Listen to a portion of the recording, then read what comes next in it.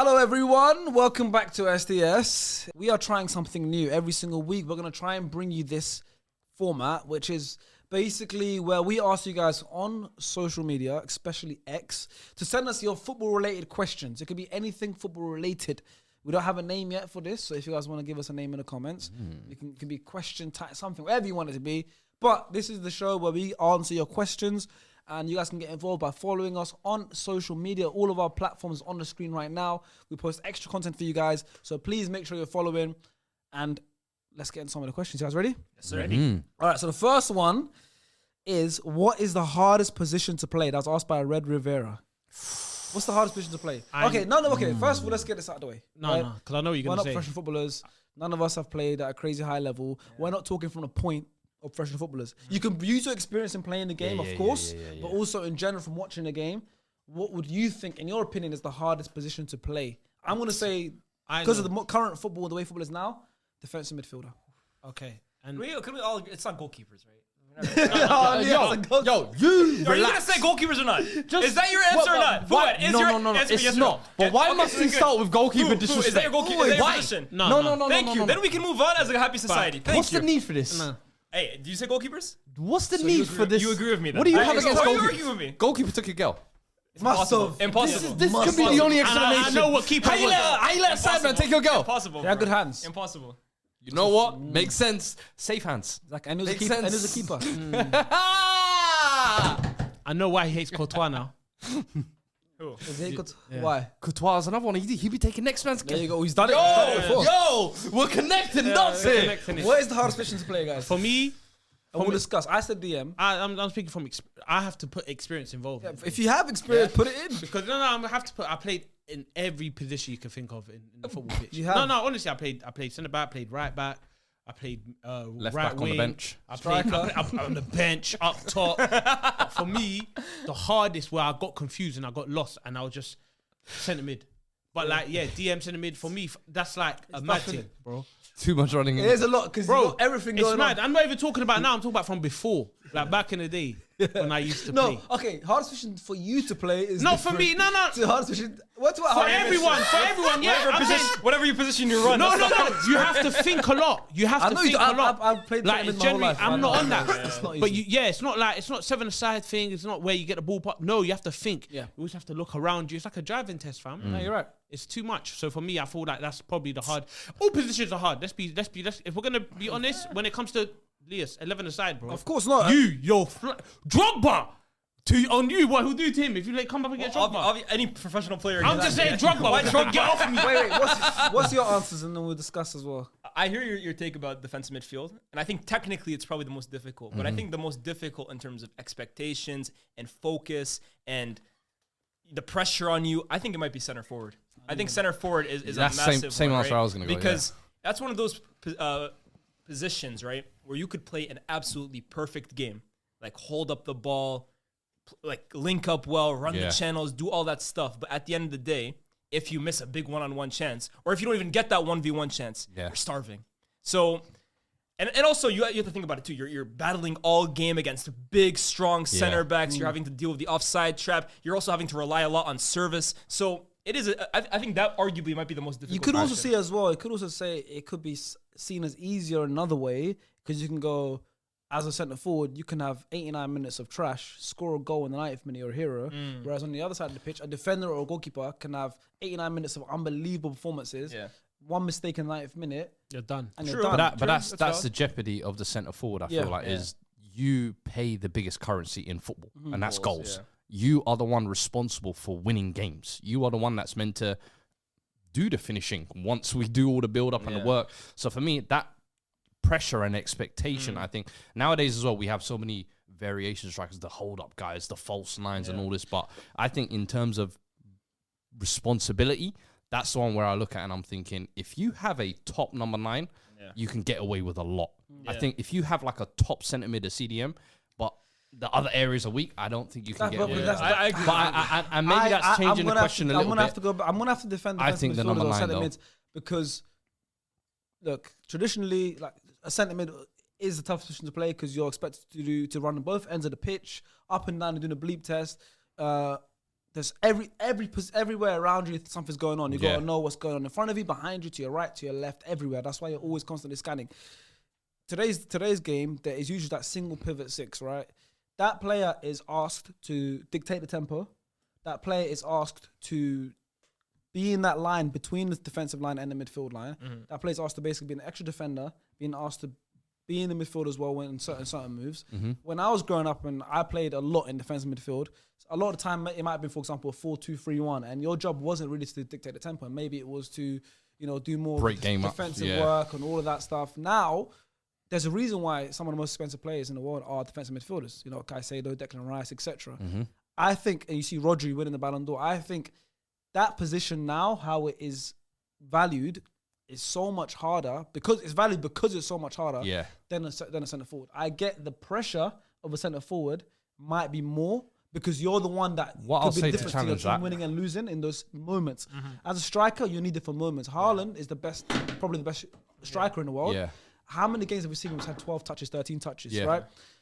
But a midfielder, it's impossible to have 12, 13 touches. You have to be on the ball the whole game, and you're the one that has to dictate tempo. If you have a bad game, but hold on, you have midfielders next to you that dictate tempo. These days, 100%. The center backs are helping build. I think it's unfair to say he's the one tasked with dictating tempo. Okay, if you're Busquets, maybe, but Rodri. What you're saying, I think applies to like that top percentile almost. Sure. I don't think it applies down to that position in general, and I think only certain system and certain teams can play that lone 6, if you like. And you could say it might be one of the most hardest, but I think the number 9, every team needs a number 9. That's the thing. And we're talking about center forwards that play for the top clubs. Okay, they have more service. Imagine being a center forward at, Sheffield United last season. Bro, you're feeding off scraps, bro. Exactly. The team are asking you to create miracles. But that's why we say those relegation teams, it's so important that they have that center forward. Who's that guy that 10 to 12 goals or whatever. Both of Luton strikers, both at 10. You never think when a team gets both. But who are their 6s? So many alarms. You wouldn't be able to tell me. Ross Barkley, to be fair. Ross Barkley was their holding midfielder. Where is he now? Villa. Still in the Prem. Still in the Prem. He stayed up because it's that good. Well, what's your point here? Centre forwards are more important, blood. I don't agree. I think holding midfield is the most important. I think the hardest position to play. It has to be midfield for me personally. Number one, I'm talking about from experience, and when you look at other teams across the Premier League and stuff like that, bro, DM is so important to win the leagues. To win, you need a very good DM. It doesn't work out.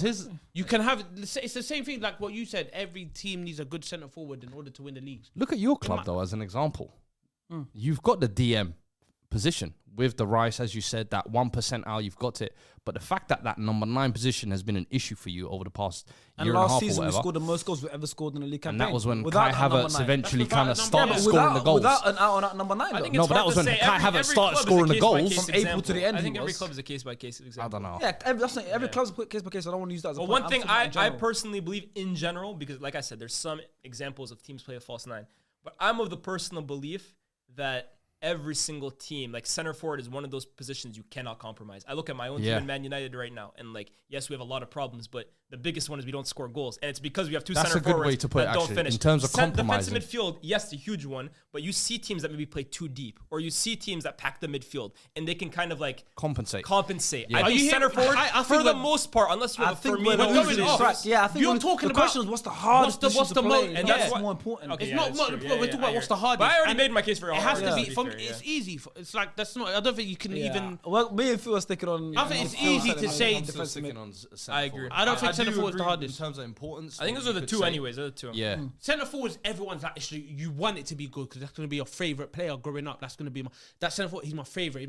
You don't really say that DM is my favourite. For me, that's the hardest ever. It is. In terms of football. I think it is, and I'm going to stick with it. I'd love to hear what you guys say in the comments.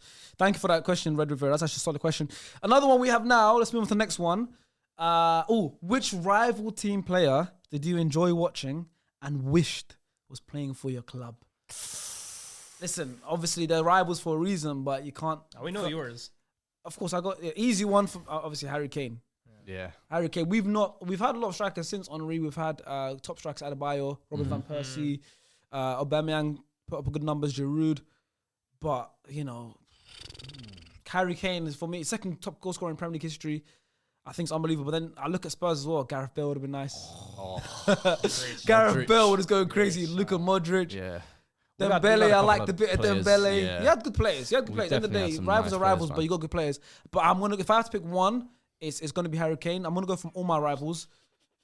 The biggest ones are Spurs, Harry Kane, Chelsea. I just like the strikers, Drogba. Yeah. You know, Drogba Yeah, or Drogba or John Terry. Because we've had loads. Lampard's good on, but we have good For midfielders. me, We that's have the good one midfielders. I think I would Drogba or a Terry. Terry is the one I think. Chelsea and From Spurs are the biggest Chelsea, I rivals, think so. Terry would be the first one I say. Really? Like a defender like We that, I struggle think for centre-backs. Now I'm Spurs. looking at him. Spurs, I don't think we got defenders of like top level he's until like elite. all the viral Vertonghen era. Before that, we had like King on one knee, and then you had Dawson and random Donnies filling in, Kabul. and Stephen Corker, and I think a Terry type centre back. Oh A lot man, of that teams would have could use been. them. And that from would've been- Arsenal? I mean, the easy one would be Thierry Henry, of course, but I'm trying to. I actually think Cesc. Oh, that I was going think to be me. That was Cesc gonna be is me. the one Yeah. where I'm like, bro, I always said like the whole reason why I see TR my favorite boots. That goal he scored where he picked up from the halfway line, ran from Against the your halfway- team. I said, them, yeah, I need He them said, let me boots. stand up. I said, no, bro, genuinely, that's He some of the wasn't done reading from the Van Persie goal. Listen, back to back. just kicked off, and the brother took the ball, and I said, I need them boots, bro. So for me, I think he is one I always looked at, and I was like, why are you so good, bro? Like, it actually annoys me that you play for Arsenal. Like, I couldn't give him his juice for years till he went Barca, and it was like, hey, now we're going over the top. yeah. Hey, this is the I was best. gonna say Fabregas is my first favorite player ever. Yeah. So he's definitely in that conversation. Aguero used to scare as a United fan, he used to scare the hell out of me, man. Gerrard for Liverpool. Gerrard is one of those players I've always admired. Honestly, I've always admired. And then Hazard for me. Honestly, Hazard for me was the player, especially in that period with United, where the only one I could even say we had similar in terms of individual quality was Di Maria. And Di Maria towards the end of the season didn't really live up to the potential for whatever reason. I always looked at Hazard. I was like, wow, if we had a player like Hazard who we could just give the ball to and make things happen, it would take us up such another level. So Do you know another one for me from Arsenal I would have loved? Robert Pires. I don't think he gets the love. The little he's got Hasib's feet. Hasib's tight feet, like the facing 3 o'clock and 9 o'clock. But the technique, the touch, the close dribbling, like, bro, he was unbelievable. He was like the original inverted winger. Him and Nedved. he's the first wide midfielder as well too to really put up Double-doubles, bro. stats. Like, doubles and assists, I think doubles and his name goals. these days doesn't get mentioned enough when we talk about best wide 100%. midfielders in Premier League. Fully agree, honestly. And I remember growing up thinking, bro, why is he not spoken about more? Maybe it's the way he left or whatever. Since That was unfortunate though. I was Yeah. Champions League final. You know, Lehmann got sent off. He's the one that he got was taken off. sacrificed. Yeah, Apparently, he didn't speak to Lehmann for years after that. I wouldn't be surprised. Yeah, I he was wouldn't be upset, surprised, yeah. bro. Fu? I'll take CR7 off United. Makes sense. Easy one. Easy Take one. someone else. Okay, CR7. If it's not CR7, Anyone probably from City? Wazza. Oh, Yeah. Take He's a Wazza. scouser as well. Ooh. He's a I'll scouser. take Wazza. But he's an If- up scouser. If not him, then definitely Aguero, Yeah. David Silva, What about Everton? Yaya Toure. Oh, Yaya's a great one. Yaya Oh, Toure. no, Yaya's that one. I think yeah. everybody in the Prem those days looked at Yaya and they're like, wow, if we had a guy like that who could just run games. Oh, my Yaya God. Toure. Freight train. We had his Wow. brother Colo, so you know, get me. Yeah. But Everton. Yeah. What about Everton? Baines. Okay. Leighton Baines for Leon sure. Osman. Somali, bro. Good player. Nah, Leon Osman's a good Osman. player. Osman's a good player. The best Somali ever. The way he glides. Like, I'll take Leon Osman. Ross Barkley when he was at Everton. That's the Ross Barkley I prefer. Yeah. But yeah, definitely The ones he Leon said. Osman. I think Bale's a great shout as well, too. Yeah. Bale for a while. Gareth man. Bale. Oh, my God. Oh, You know yeah, what when, Bale? when he was picking like all Chelsea players, I was thinking, what's going on? Because I thought like you meant Direct rivals. direct rivals. He went the other side. He went down south. To be fair, for me growing up, my direct obviously Spurs is a location rival for me. It's a derby. That's what I thought it But was a my derby, rivals were United and Chelsea. They weren't even rivals, to be fair. Like Arsenal and United were rivals before I started watching football, late 90s, early 2000s. But in school, it was United and Chelsea fans, and United and Chelsea were winning all the time. So I saw United and Chelsea as more rivals than Spurs. That's why I gave an answer for Spurs, because it's still the Arsenal and Northern derby. But then for Chelsea and United, I gave an answer. So I think I gave an answer for United. What if you had to pick a West Ham player? Carrick, of all the players we have, Carrick is the one you take off. Personal favorite. He said he wouldn't take. Hold on, he said he wouldn't take Lampard because they had all these midfielders. But taking Carrick off us. I love Carrick. Come on, I like him. we have West schools Ham. next to him. Yeah, West Ham, London team, innit? Declan Rice. Not his fault. Payet, man. Oh, We already Payet took was it, we already quality. took it. Yeah. The Mitch Pack has made my career. Yeah, we wouldn't be yeah. sat here if it wasn't for him. I really wanted Bale off you guys so badly, man. Bale, Bale. I looked at it. Bale was a natural successor to Giggs. Who's a United winger? Yeah. Like, what defines a United winger? For me, Gareth Bale was that. And It was baffling. I think if Fergie stayed, he would have gone. no, apparently Fergie wanted to bring Bale and Ronaldo, and he was told that there was a possibility that both could happen, and then they both decided to go to Madrid and stay at Madrid. Yeah, apparently his last year there was a huge chance. Evra said recently that they could have both came to the club because Ronaldo at that point was kind of falling out with Mourinho and Real at that point. I think he would have been the perfect takeover. And there's actually Ronaldo, Giggs at the same time as well. Oh, and Sir Alex apparently, according to Evra, would have stayed a few more seasons. But in fact, even you guys know the EA, the FC creator Chuboy. Yeah, so he was working with FIFA around the time. He always tells this story like every summer. Basically, that at that point, Bale was the cover star of FIFA those days, and his representatives told him make 2 copies, one for United, one for Real Madrid. So it was actually a real possibility those days. And then even when David Moyes came, he almost got Fabregas. Yeah, he wanted Thiago, Fabregas, Kroos. Like he wanted everyone. Could have been so different. Could have been so different. Beautiful. He ended up unfortunately getting. Obviously, Fellaini was an unfortunate. Fellaini. He was available to us, and we inquired about him at the start of the summer. He was available for 23 million. We didn't buy him. We went after all these other guys. And last day of the window, we were so desperate. We went back. His buyout clause had increased to 27 million. We paid 4 million more for him. Yeah, well, it's mad how that happens. Bozos. It's mad. It's Anthony, but Anthony was a much bigger one. No, that was Ed Woodward's first. You guys got Anthony so late, and they ended up being so expensive. Next question. I like this one. I think I said this one on the pod before. I'm going to say it for the ones that haven't heard it. What's one rule that you would add to football? It could be as ridiculous as you want, but also has to kind of make sense. It has to be realistic, but ridiculous. It can be ridiculous. My one, I'm gonna start while you're thinking. I've said it already. It's not gonna happen. But like the NBA, whoever gets fouled in the box takes the penalty. Oh, what? Nah. That'll make it so much more interesting, bro. Imagine. I like it. Okay, imagine. Okay, there's a penalty taker, like right? it. Right now, there is a penalty taker. Set to take the penalties for every club, right? Yeah. There's a designated penalty taker. He can do nothing, have a dead game. Someone else dribbles through 4 man, gets fouled. He takes penalty, scores. He's got a goal. He didn't even earn that penalty.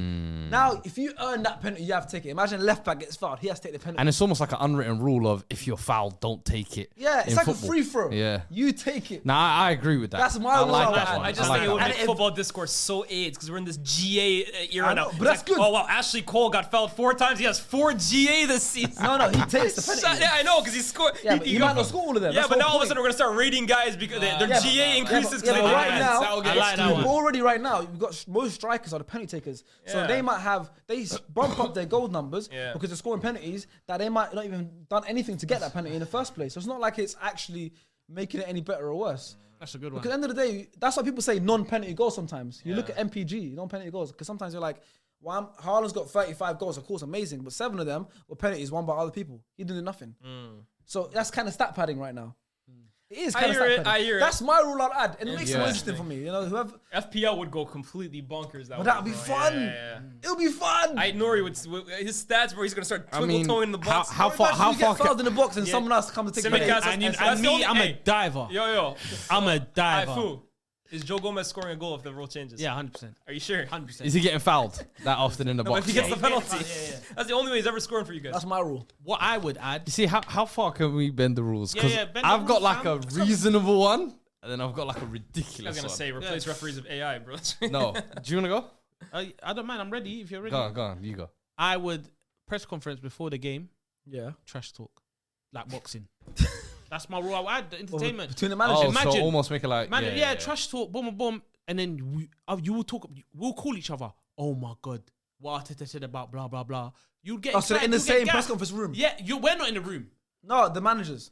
Yeah, how boxing is. Or they don't even have to be in the same Like room. what Jose used to do. Just dirty trash talk, just like boxing. After when the game's done, you can do it was all for entertainment purposes, whatever. Yeah, but that's not a rule that can be added. It is a rule.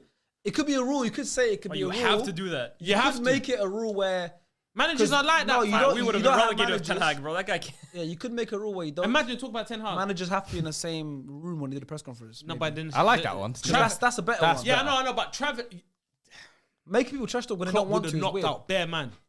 Klopp. Get rattled. Good. That's entertainment.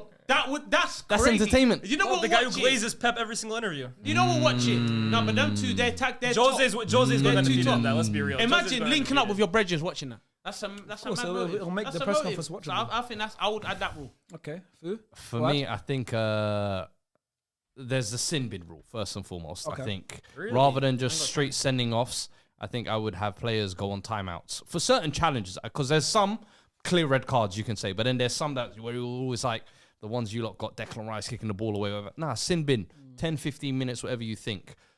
That's the reasonable version of that. Go on.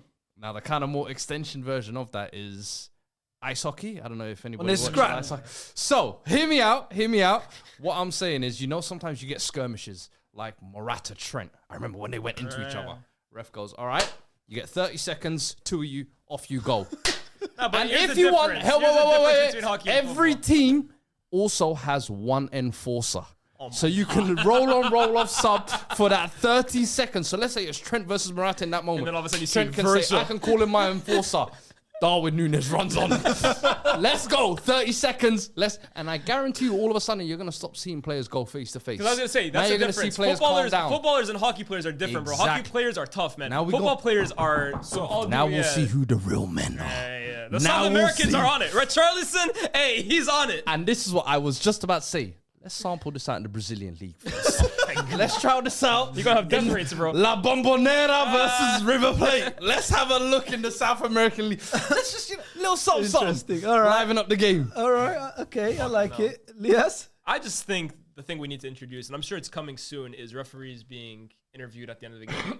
I think that should be a rule that they have to come out after a game and explain the big decision. I'm not saying you have to go through every single one. That's what I was thinking. The big decision. If there's one that has completely taken away punditry after the game, they should have to come out there, put their balls on the line, and explain the thought process behind that decision. Because some of them, I feel like they're able to hide behind VAR and PGMOL. Nah, come through. Let us know why you thought Luis Diaz was offside or made that pass or whatever, and sum it up. Do you know what's one I always said that could fix that even before he gets to the presser? Do it NBA, Challenges. NFL style, where one, coaches get challenges, Yeah. but then two, also, when you make a VAR decision, You announce it. You have to I think that would be announce a it little too hectic. I to can't the lie. state. No, why not? Because in NFL it works. Same size stadiums. In NBA it works. Same noise or whatever. Rugby as well. You can put a tannoy in the football field. The reason why I've sent It's Declan Rice also- off is kicking and now it saves all the punditry and all of that happens afterwards. You have a clear reasoning as to why he's made that decision.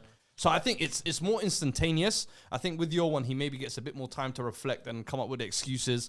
Nah, brother, give me the reasoning fan now. culture though, because it works in America, but also in America, they have mixed seating with the fans. That's what I'm In saying. America, it's different. Like I believe that we will win. Everyone's happy. It's different. Defense. Everyone's positive. Whereas in England, if the ref says on the moment, oh, booze, there's shit is going to throw on It him. makes it It's makes the different, game. bro. It makes Yeah, it no, but culture. it But increases also, the stakes and it it's makes sure don't different. mess But up at your also job. different. It's different. worse. Is it not worse when fans are sitting in the stadium? I'm sure you've seen where it says VAR check going on, and then None of you a can see decision what's gets made, and you're just like, all right, I guess we just got to accept it. And after the game, you're there trying to find out Yes. what actually happened. Instead, you get a clear explanation, and it kind of avoids that kind of whole press conference circus afterwards. I do want to avoid that because that also is what continues the Conversation. spectacle of football and the conversation. People guess, like us are yeah. here for a reason. Pundits are there for a Yeah, reason. but we're here to So talk therefore- about the game. Of course, They're but- making the conversation. moments as We're well. about them. No, but we're Controversy coming as out well of is part games of it. more often than not and talking more about the decisions that they make rather than the actual play of the game. That for me is an issue. We're here to talk about stories, but about the players, about the tactics, and not about what. I won't even mention that guy's name. But not about what they're doing on the pitch. Like, come on. That's What the way I about view it. that? What about that of the? Was it Hersler got interviewed half time? I don't like that. wanna see That's more utter of woke. that? That's utter woke nonsense. Nonsense, brother. I don't want to see that.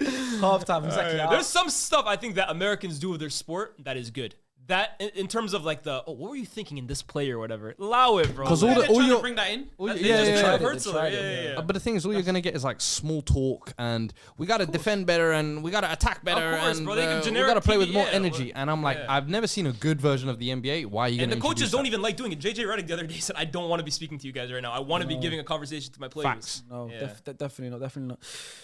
All right, some interesting rules. If you guys have any rules that you want to add, let us know in the comments. It could be as ridiculous as you want, or it could be as genuinely possible as you want. But please write down in the comments. Merge the MMA and football. You just want violence. All right, next question. If Mikel Arteta finishes this season without a trophy, Should he be sacked? And this was asked by Sean AFC. Sorry if I forgot to mention the people that asked the previous questions, but your at will be on the screen. Sometimes I forget. Should he be sacked? Should he be sacked? My answer is no. But Do you we'll think, speak about after. do you think it's a ridiculous thing to say? I don't think it's a ridiculous thing to say, but it's got to be given context. There is not winning a trophy, but competing for all of them and just missing out. There is not, and there's also not winning a trophy and having a shit season and not competing. They both have the same end result. Yeah, but they both have different answers from me. Yeah, I'm assuming we're still going to do well in most competitions. That's what I'm assuming because we maybe haven't started the season as well as we wanted to. Yeah. But we are still one of the best clubs in the league. I'm not going to go again and beef Liverpool fans, but I'm saying we are still one of the best clubs in the league. Yeah. We're going to be there and thereabouts. That's what I'm expecting.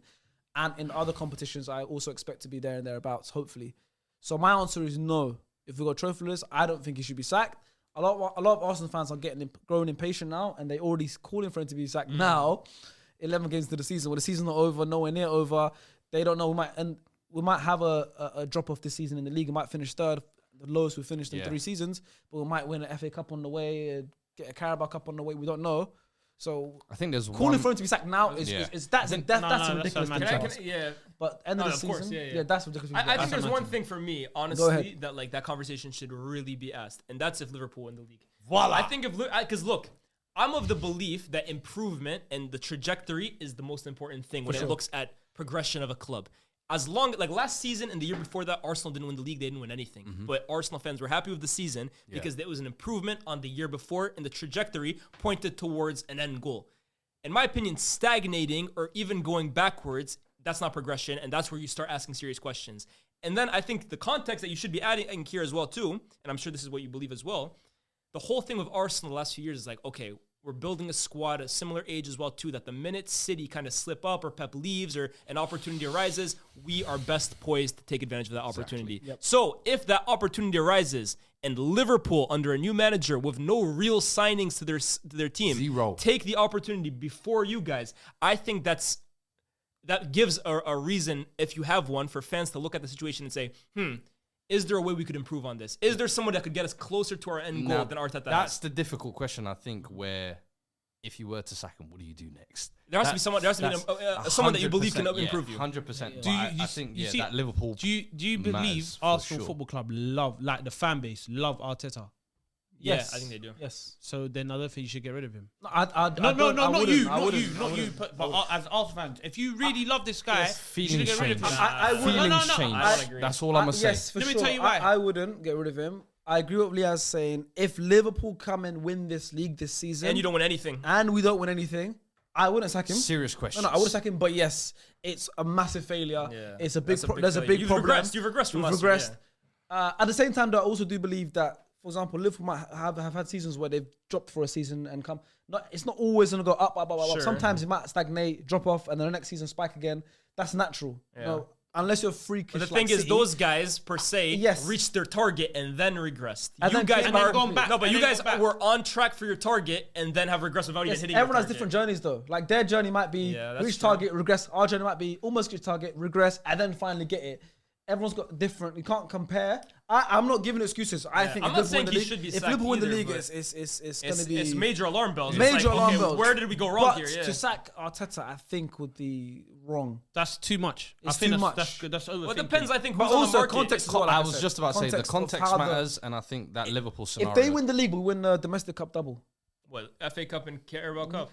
Is that what you're on now? No, what I'm saying is you still don't sack him. That's what I'm saying. Stay on. Is there major questions you ask there as well? That's not progression for me. No, hold on. If they lose the league to Liverpool, but they win the Carabao Cup and the FA Cup, that for me is not a better season. If they're second in the league, but they win the domestic double. For me, it depends on how they do how far behind they fall behind. If Liverpool win the league, for me, if Liverpool win the league, it's a failure of a season for Arsenal, in my opinion. And I think you guys should be consistent. No matter what you do. Because you guys have looked at, and this is, look, United finished 6th and won the FA Cup. I get that, but Arsenal's objective Eighth. eighth, but okay, we finished third one you don't care about. But regardless, Arsenal's objective is to win the big two. No, 100%. And it's a challenge for the big two. So yes, Carabao Cup and FA Cup. I've always agreed with you. They're nice. It's like the cherry on top of your season. But Arsenal went into the season expecting to win or severely challenge for those two competitions. That shouldn't like erase everything that happened throughout the year. So if Liverpool win the league, that's the first thing you see on Arsenal's achievement list. Losing the league to Liverpool, in my opinion.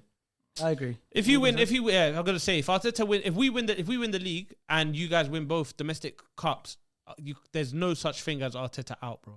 I'm not saying you should. No, be sacked. sorry, no, I'm not talking. I know. I'm not even yeah. saying that you should, but I'm just saying no one should be talking about Arteta out, even if you don't win anything this season. But if you have a rubbish I don't think season, you shouldn't be talking about it. I don't think he should be sacked. What if there's an improvement on the in the market? What if there's a guy on the market that becomes available in the summer? Who? Why? Like who? There's only one man. Nagelsmann. No, I don't agree. There's only one And man. Why not? who would you? Who's that one man for you? Simone Inzaghi. Why is Inzaghi the only guy who can improve? He's been Arsenal? watching a lot of Inter games. No, Inzaghi's and- brilliant. Only This is the new agenda. If- Watch. if- Give it if 6 Arteta's months. the one who- Would you swap him for Arteta right now, tomorrow? No. Okay. You would consider it though. You would have to consider it, of course. You I'll would think about consider it I'll though. think about it. But there's a few That's managers. not- I thought they loved Arteta. Hold on. Huh? No. That's what I'm saying. Like, No. I don't personally. There's managers that if they change. become available, I would 1,000. If I was an Arsenal fan, I would 1,000% look at the situation and say, maybe he could take us to the next level. Because ultimately, it doesn't have to be. Do you think he's a better? Can he continue the progression? It's not about who is a better manager. It's who's a better manager for which particular job. Sure. Pep is a better manager than I don't know, Iraola, but maybe Pep won't be as good as a Bournemouth Yeah. coach. No, of course, that's potentially. So it's not about that. Yeah. But overall statement is, before we go to the next question, should Arteta get sacked? With context, okay, let's say the context is Arsenal finish third in the league behind City and Liverpool. Let's say Liverpool win it, City come second, Arsenal come third. Get to the finals of the Carabao Cup. Okay, let's say we win the Carabao Cup and we go on FA Cup quarterfinal, don't win Champions League. Let's say we only win the Carabao Cup, How far are you going in Champions League? quarterfinal again. Should he get sacked? This is one example I gave you. I can give you 15 No, different he shouldn't get examples. sacked. He I would shouldn't. say he should get sacked. Too much. That's too early. I would say Job the next center. season, that has to be do or die for him. Okay, Has to be. I agree. Has to be. Yeah. I don't Should think be he should be sacked sacked. this No, season, not nothing. this season. Actually, the Next- question was trophyless, so we didn't win the Carabao Cup, by the way. We lost in the final. Still no. I think The question was trophy. I don't think he gets sacked. I think the next year he's on okay, the next mistake you make, the next big you start the season poorly or whatever, or we don't think you're on track, you're gone. Okay. I think the next season becomes He's crunch won time. one trophy for you The FA guys. Cup, yeah, but it's still it's one of them ones where it's still it's like a half a trophy because he came half through the season. Slot comes in first season, wins the league. If he does, Legacy. Bad look, bro. That's a bad look. yes or no? Should he be sacked if we got trophyless? With the context that we're going to compete, but we're going to finish trophyless. You're Arsenal. Where My is answer- the standard? Well, exactly. Sack We're him. Arsenal. When do we win big trophies? Sack him. We're Arsenal. We never won a Me- Champions me League. You want to personally- talk about the standard, yeah? And he's raised our standards. But my question to you: should he be sacked? You said yes. I said I said I yeah. don't think he should be sacked. I think no. On yeah. a personally, there, yes. I'm saying on hypothetically speaking, if we do win the league, I'm not gonna lie, I'm gonna change my views. I'm gonna say fine. sack that guy. Do you get it? I'm gonna say sack him. Yeah, fair. Mr. Slot came, he don't even know English like that, and I'm gonna do that. Yeah, fair. But now because we haven't won the league yet, I'll say nah, keep All on right, with him. But okay. subject to change. All right. Okay. Next one from Arsenal to United. This one is from HIILB. I don't even know. So Hillbilly. yeah, it's on the screen. Yeah, but it's spelled differently. No, it's not spelled hillbilly. It's a It's- hillbilly. Yeah. Who's been United's best signing since Fergie? Post Fergie. Yeah, so since Fergie left, post Fergie. Do you know what I'm saying? I've got one in It should have mind. been. It should have been Di Maria. It should have been Falcao. It should have been Pogba. Depay. It should have been Pogba. Juan Mata. It should have been Mata. It should have Alexis been bare man. It Sanchez. could Sanchez. Bare big name. It could have been Ronaldo. bare man. Ibrahimovic. Ronaldo. Cavani. Ibra. Cavani. Oh my Cavani! Look, it should have been bare man. They got a starting Casemiro. 11. Yeah. It should have been him. The It world should have been 11. that. We could have built the world 11 at one point. Like deep. It should have been mad. bare these people. Nah, But it's none of them. We are the blueprint for how to misspend 1.1 billion pounds or whatever we're at right now. I think we spent 600 under Ten Hag. I think it's an easy answer. I'm not even a massive fan of the guy, but I think production-wise, and you look at consistency, and you look at the competition, I think it has to be Bruno Fernandes. Dallo? No, wait, what? Dallo's the best signing post Fergie for- over Bruno I'm Fernandes. just asking That'd be questions. sad. Nah, that's I'm a just bad asking question. That's a questions. bad question. I don't even. Look No, he wouldn't even be in my top 3. I'd have Juan Mata over over Diogo Dallo. Juan Mata's a better signing than him. Look, Juan Mata had hit and miss For it moments. to be No, but come on, he had big Fernandes. moments for us, bro. For it to be Fernandes, look what's been happening to this club. He's done great. No, I can understand Fernandes. Since Sir Alex Ferguson left, Arsenal, who's been the best signing for Arsenal? Since Ferguson left. Sanchez. I to be Alexis. can go with Alexis. I can Aubameyang. go with Saliba, Saliba, Aubameyang, Gabriel. Look Odegaard. what you're saying to me. Ozil was. Look at what you're saying to me. Ozil was that after Fergie left? Ozil was After, no, just before, 13, no? 14. Okay. 13, 14, September 2013. So you don't know who to pick because you're spoiled for choices. I've got options. You got options. Yeah. They're saying they don't. He said, "I know it's not. It's easy. It's an easy one for me. It's just easy. Yeah. Not Yeah, because we've he's been won more than they have in that crazy, same period. but like it's because it's Bruno Fernandes. For me, that's a mad thing. This is Man United, bro. Yeah, I would say Bruno's. I know but you're right. It has but to be Bruno, of it course. shows It has how to be. But I'm the just way saying, it was easy. yeah, it shows it's how. yeah. You need badly to be they thinking spent. about. Yeah, I agree. Yeah, we spent poorly. Because look at all the other names. I think you said the beforehand, the there's none of worthy them. the worthy question is after Bruno, who's the best? Who would you guys say? 'Cause That's I think something it's an easy you one. said top I three. think and Juan, I'm I thinking think Juan Mata. Mata. I think it's arguably Juan Mata. I think it's arguably because he gave us some big moments. Pogba? Pogba, in terms of the expectation with the price and the talent, no. Has In killed terms him. of the actual performances, Yes. possibly, debatably, yeah. I know. I would say yes. Yeah. But in terms of like, we spent big money. He gave us some really good years. He gave us some big performances. Juan Mata scored against City, Liverpool, Arsenal. He scored against everybody, you don't bro. think Dallow's in there then? Because Nah, I feel he's like not- Dallow's giving you like bro, 3 years of consistency, filled in multiple Nah, positions. not Dallo I for know me. this season has been Nah, rough. Not Dallo for me. Yeah, Dallo for me hasn't even hit a higher performance level than Luke Shaw for me. Yeah, no, Luke Shaw had a higher. Luke Pog. You don't like Luke Shaw, but objectively, Luke Shaw performed at a better level than Dallo. Shake that asshole. I don't like how he's saying that to me, by the way. That made me feel Harry uncomfortable. Maguire. Nah, not Maguire. Nah. Harry Maguire, Maguire. he said nah. Casemiro in his first year was exceptional, but since then it's been poor. Lissandro in his first year was exceptional. Since then, not so much. This is crazy. Dallo is not. Dallo has not So been. top United three is signing. Bruno, Mata, and Pogba. Yeah, I would say so. That's mad to me. Not that they're not good names; they're all huge names. Mata and Yeah, Pogba, of course, huge names. But as in, like my memory of We Mata haven't and been that Pogba good. at Yeah, United Yeah, is it's a mad Fred. That's what I'm amazing saying. enough. Same, Nah, likewise. not Fred. You know who I liked for a while, but like this name is gonna make you guys laugh. Ander Herrera, I really liked. To be fair, I really liked Ander Herrera. Yo, man, Marking Hazard. I thought Herrera gave us some good. Herrera gave us some good years. To be fair, fair enough. There we go. who's your best signing? Igalo! 2013. Son Heung-min. Son. What? Say Bruno something. won more than Crazy. Son, so- There you go. You enjoy Son. I'll enjoy my Carabao Cup.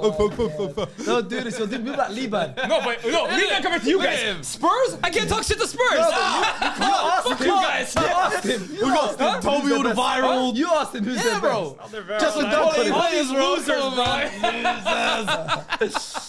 I rated Oliveira to be fair. Good player. Dembele, yeah. Few questions left. This was a hot topic because recently, or even now, Lee Kazi had his last ever match as Hey, man. head of the Big helm up, man. for England. Gave us a good time, not a long time. Tommy T is now taking over Tuchel's team. What do you think of a coach coaching a national team that he is not from the country of? This is sent by Ibrahim Mo. What do you think of a coach that's not from the country coaching a national team?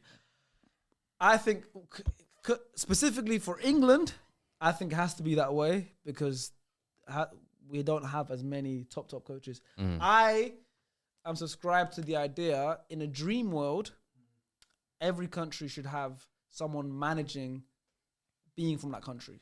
I agree. If you look at the greatest countries in football, you look at the likes of Brazil, they might have had one or two, but I'm saying look at Brazil, you look at France, look at Germany, look at Spain, Italy. look at Italy. These are the greatest countries, some of the greatest countries in international football history. Yeah. And I can't remember a non-Spanish Spain manager. I can't remember a non-German manager. I can't remember a non-Italian Italy manager. Brazil, I'm not too sure, but from what I know they had a lot of Brazilian managers. Yeah. And these are the greatest countries, right? But so in a dream world, I would love, because it's like you're representing that country, not just the players, the manager, it's everything to do with that one of your country. own. It's international football. The players should be from that country because they are. You can't bring a player in from another country. The manager should be from that country. But also at the same time, it's not a dream world. You look at African nations, for example, Asian nations, they always get managers from other countries because they don't produce as good coaches because they don't have the system to or the funding to whatever. England being such a big nation in football, maybe not history in terms of winning and whatever, because England haven't won any major trophies in '66, which is a whole discussion for another day. Because for England to be such a big nation and not win anything is mad. But to be a big nation in general, this is one of the biggest nations in international football, where we had the best team right now, looking at squad bases, to not have the systems in place, the fundings definitely are there, to produce coaches at the level of the Spains, the Italys, the Germanys. That is what the problem is. So for this case, for England, I think the only way is to bring in a coach that's not from England. But I believe that it should be from that country. For me, let me ask this. That is my long way of saying I personally think it should be from that country, but I understand why it's not, because England don't have the Let me ask you this, because I don't care. Honestly, I don't think it really makes a difference. I agree. However, let me play devil's advocate here. Sure. Who's Argentina's manager? The one Scaloni. who just won the World Cup and 2 Copa Americas. Scaloni. Would you consider Scaloni, before he took the Argentina job, a masterful tactician or someone with a massive track record? What about Spain's manager? Yep, he was a youth manager. What about Joachim Löw when he was coaching Germany? I agree. I think England, I think international football as well, it's not about the huge names. I think England should, Gareth Southgate, for example, look, people don't like him, people have bad things to say about him. He took England to 2 European finals back-to-back, World Cup semi-final, quarter-final in Doha. So he's actually been England's most successful manager. Yeah. He was England under-21s coach before. He was a great under-21s manager. He's done really well there. Obviously, didn't go over the line, but that is a good example of not needing the biggest names. You can have someone who, like a Gareth Southgate, who shifted the culture of English football to get to the point where England fans believed. Every tournament we believed, and we got to two finals in the Euros and done well in the World Cups as well. So I agree with you. It doesn't have to. I believe the point you're about to say is it doesn't have to be the big names. Yeah.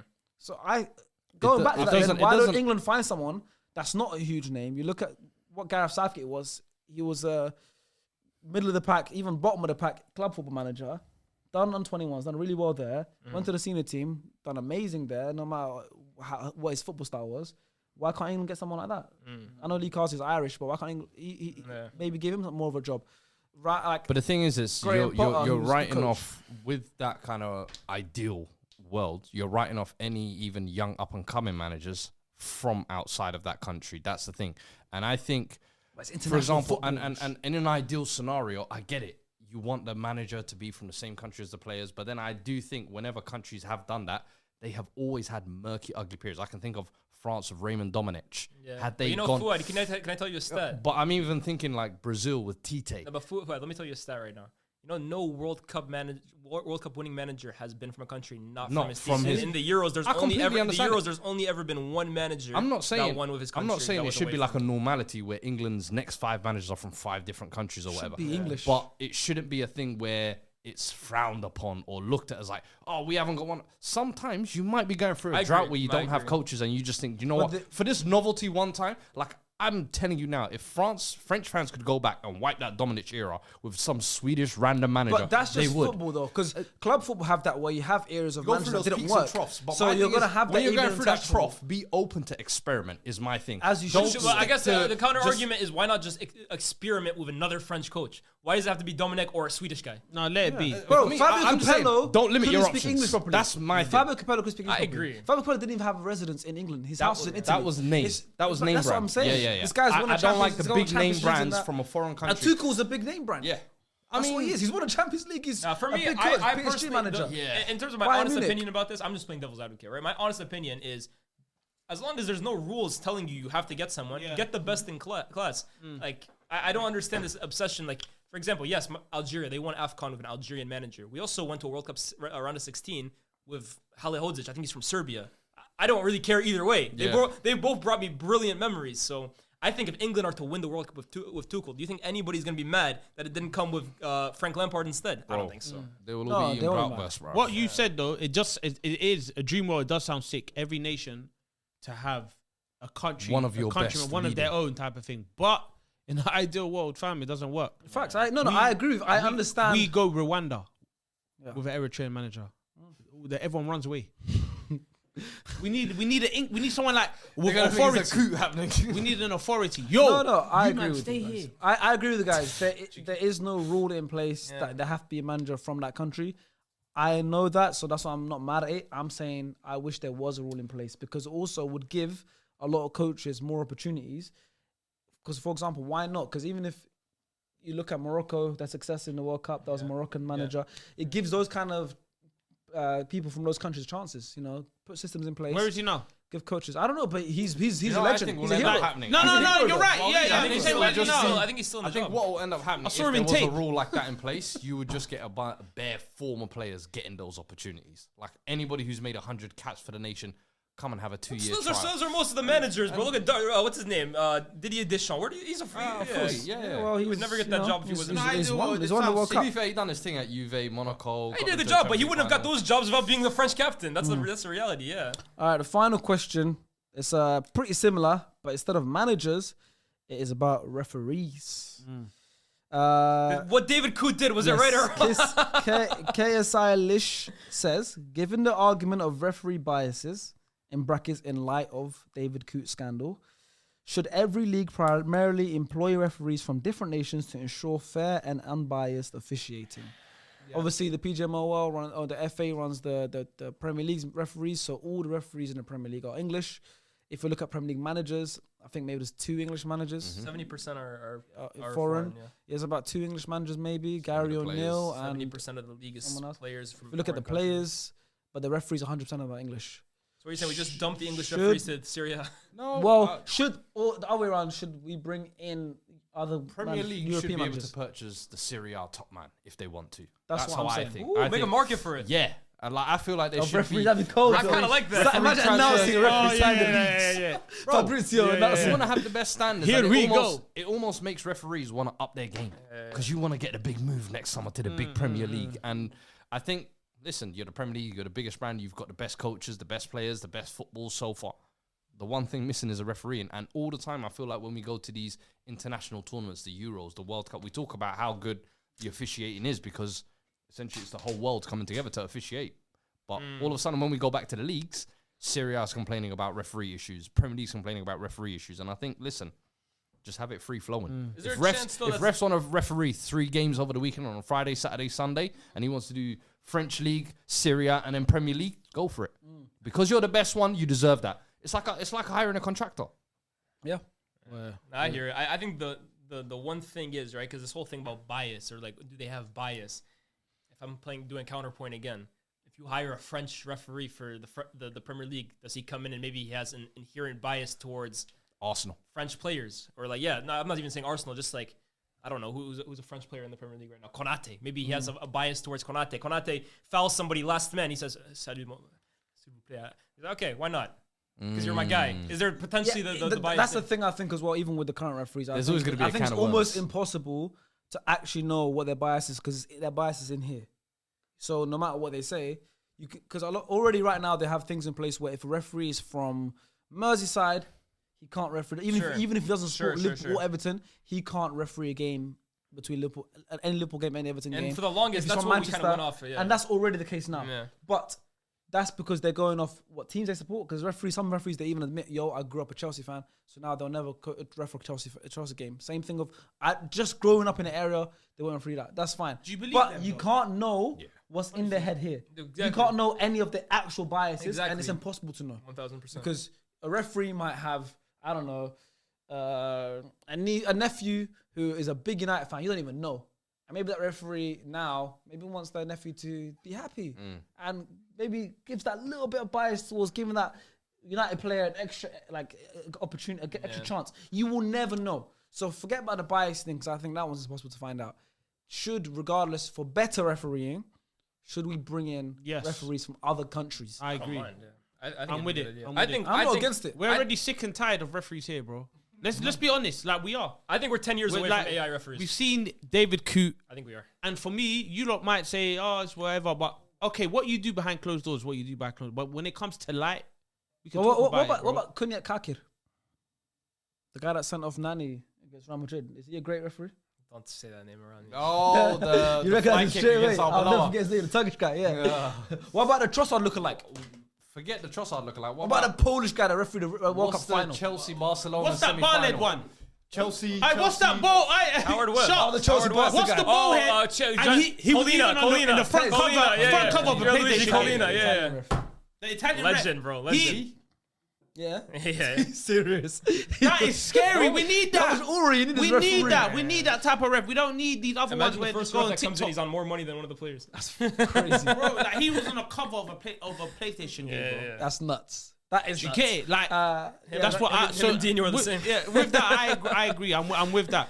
Bringing Do you think there's gonna be videos of him leave? But my question Come is, on, fam. that's why I started off. Does that mean that we sack the English referees off to the Serie A or the Liga? No. So they got to go deal with them. No, they go championship. Go championship, brother. Go They League go One. where Ren's Go- playing. And if the And the Serie A best want English you- guys can stay here. Yeah, Now you're simple. Where English. we don't have no complaints. They got You no know what we complaints. should have? We should have a relegation system for managers. Cool. Honestly, A yeah, referees yeah, But yeah, you're right, relegation. If we for had a referees. transfer market, yeah, based on your for performance, refs. you go up and down per week. yeah, like a transfer market for refs, Yeah. where other leagues bid, and they got a 5-year deal hit. That would go crazy. Yeah, you fact. know? Michael Oliver decided 5 year deal La Liga. Yeah. Oh, that's Don't some of them do that in the But Middle they've done East? that. Saudi. In the Middle Yeah, East, yeah, yeah. That's because it's like it's open season over there, man. Yeah, of course. And we had Howard Webb on a 15-year deal at United, man. Honestly, Yo, Fergie time, man. got on a Supermax, bro. He's on more money than Nani. All right, there we go. I'm going to end it there. There was over 300 questions asked from you guys. Yes, sir. So I want to thank you so much. Even if your questions wasn't asked, we only picked about 8 of them. So obviously a lot of them didn't get asked. Please don't be shy to ask again and again and again. Follow us on social media. One day your one will come up. I want to thank you to everyone who did make it onto this video. And also let us know what you thought about this. We're going to do it hopefully every week on a Sunday. Before them Sunday kickoffs in the morning, midday kind of time. You can watch us talk about things that aren't always about, the stuff we talk about. It's random. We spoke about what rules we'd implement into football. Yeah. We spoke about refereeing situations, coaches in international football. We spoke about hardest positions we thought to play, rival team player with one at our club. We spoke about all different kind of things. If you enjoyed it, please let us know and we'll do it more for you guys. And make sure you follow us on social media because that's where you can get involved in these kind of videos. When you see our polls, you see our questions, you need to be following us on all platforms to get involved. But yeah, we'll see you guys next time. Thank you. Bye.